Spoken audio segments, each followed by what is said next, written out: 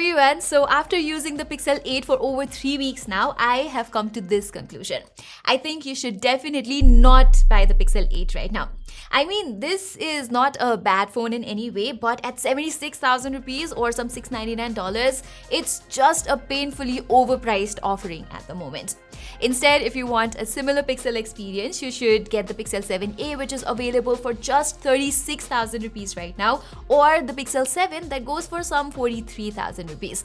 And if you want a smoother 120Hz display and a more versatile set of cameras, you can go with the Pixel 7 Pro instead, which has seen a massive discount right now and is actually cheaper than the Pixel 8. So like I said, at 76,000 rupees, the Pixel 8 simply just does not make any sense right now. So I'll advise you to wait for a few months because Google has already confirmed that it will begin manufacturing the Pixel 8 series in India, which should bring down the cost a little bit. Plus, during those Flipkart sales, you should see it go up for sale at just around 50,000 rupees, and at that price, I think the Pixel 8 is going to make a lot of sense. So let me review this phone hypothetically considering that its price has dropped to 50,000 rupees. Okay, starting with the design, although this is a very small change from the Pixel 7, I really have liked these rounded corners on this year's Pixel 8 that have made for a more comfortable grip. The overall design, the look and feel, everything remains the same though. You get this iconic camera module, Gorilla Glass Victus on both front and back, and an IP68 rating, but Google has done a great job in making it lighter and smaller. So yes, I had a great experience every time I was holding this phone. It's almost as compact as the Galaxy S23, but with a better and more comfortable hands-on feel thanks to these curves. The buttons here are easily reachable and this fingerprint sensor is at the perfect location as well. The display is also where the Pixel 8 gets a big improvement.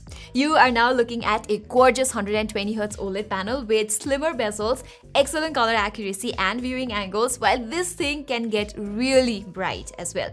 I am currently watching Kala Pani on Netflix in HDR and it has been an enjoyable experience. Pixel 8's display was able to produce good contrast levels in those dark scenes pretty well. Likewise, thanks to the higher 120Hz refresh rate and all the subtle tweaks that you get with Android 14, interacting with this phone has also been quite enjoyable. It's not an LTPO panel like the Pro model, but everything here is optimized to run at either 60, 90 or 120Hz. And as always, Google has also included a terrific vibration motor here, so pair that with a responsive display like this, I am absolutely fond of the typing experience on this phone. Then again, there isn't much of a difference in the speaker department. It does not get that loud, although the vocals sound fairly good here and the bass reproduction is respectable too. So watching TV shows, podcasts and casually listening to some music has been pretty satisfactory over here. But the issue, like the biggest of the issue with the Pixel 8, especially considering its hefty price tag, is its Tensor G3 chipset. On paper, it looks quite capable with its 4nm manufacturing process, a 9-core CPU and a new Immortalis GPU that promises improved graphic performance, but in my real-life usage, it has been a rather frustrating experience. I was on a trip to Mumbai just last week visiting different places in the city. I had 5G on at all times. I was also using Uber to get around the city every now and then, occasionally taking photos and videos, and the Pixel 8 would get warm almost all the time. I also performed a 30-minute GPU throttle test, and as you can see, this thing drops to 63% of its max performance, which is far below what any other modern flagship chip manages. Similarly, when running GPU stress tests like 3D Mark's Wildlife, you can see that its stability is not that great either. And as far as raw performance goes, the Tensor G3 is not even comparable to like 2-year-old flagship chips from Qualcomm and Apple. And if you compare it with the new Snapdragon 8 Gen 3 and Apple's A17 Pro, things get absolutely embarrassing for Google. Of course, Pixel phones have never been about pure horsepower, and Google mostly tries to make up for this difference with some neat AI tricks, but it's just not right that we are getting such inferior CPU and GPU performance here. As a result, the Pixel 8 does not deliver as good of a gaming experience as you'd expect from a flagship phone either. It did not do well in most AAA games I tried at the highest graphics settings, so I had to settle with either low or medium settings to get stable results and much more comfortable temperatures. Then again, the day-to-day general performance has been fine for me. Absolutely no problem at all in that department. The winter is here now, so that should help with the thermals as well. What's even more impressive is that Google has promised 7 years of OS updates, security patches, and feature drops, and even spare parts availability for the Pixel 8 series. But I'm not quite sure if this chipset is going to stay relevant or can even deliver a smoother experience until 2020.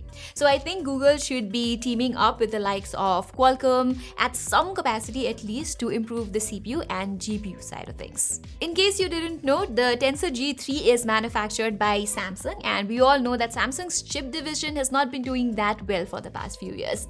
Even their flagship phones like the Galaxy S23 Ultra and the latest foldables use a Snapdragon 8 Gen 2 chip that's based on TSMC's process node, which is far more powerful and reliable. Qualcomm has also recently announced the Snapdragon 8 Gen 3 with improved NPU and AI stack, which can basically do everything that Pixel phones can, be it summarizing a website article, generating images with AI, or removing unwanted objects from photos, and even videos, which is something that even Pixel phones can't do. So I think Google should have opted for Snapdragon 8 Gen 2 on the Pixel 8 and the Snapdragon 8 Gen 3 on the Pixel 8 Pro. That would have made these phones much more competitive and dependable. Likewise, the battery life has also been kind of a mixed bag here. On days that I wasn't playing much games or doing anything that would overheat the phone, it was giving me like 6 hours of screen on time. But when I did exactly that, it only lasted for a maximum of 5 hours. So yes, it does not have the best battery life, but given its compact size and relatively smaller battery, it's not too bad, to be honest. Plus, the charging speed has gotten slightly faster to 27 watt this time, and it can now go from 0 to 100% in around 1 hour and 15 minutes with my 65 watt U-Green PD charger. Okay, so far the Pixel 8 has been a hit and a miss, but as always, the cameras are the saving grace for this phone. I compared it with the Galaxy S23, and most of the time I was getting better dynamic range, nicer highlights, and exposure control from both the main and ultra-wide lens of the Google Pixel 8. The S23 tends to unnecessarily brighten up the images at times, but the Pixel 8 tends to maintain balanced shots with pleasing contrast. So most of the time I was getting better photos from the Pixel 8. And its portraits are in a whole different league as well. It has better subject focus, skin tone, and better color processing. The background blur is done nicely, and hence the photos come out much better.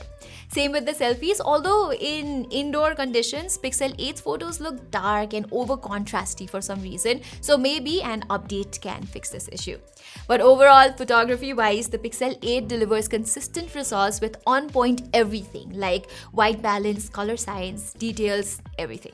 I also found that Google has greatly improved the videography side of things this time.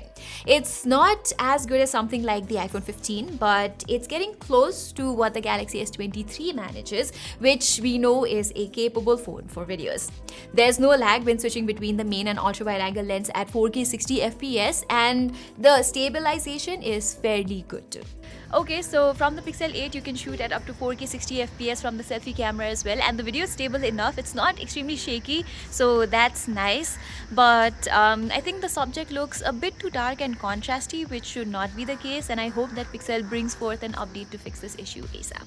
Alright, so by now, I guess I have covered almost everything about the Google Pixel 8, and like I said in the very beginning, its official launch price is just not right at the moment, especially because of its weaker and toasty Tensor chip.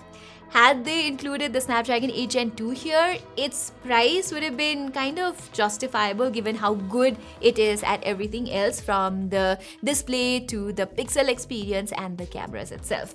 So yeah, just wait for a few more months for the price drop and you will be looking at a fantastic compact flagship phone with the best camera in the segment. Alright guys, that was all for my full review of the Google Pixel 8. I will be coming up with a comparison video of the Pixel 8 with the Galaxy S23, so if you would like to watch that, don't forget to subscribe to our channel and hit that bell icon. Till then, I'm Pratima and thank you so much for watching.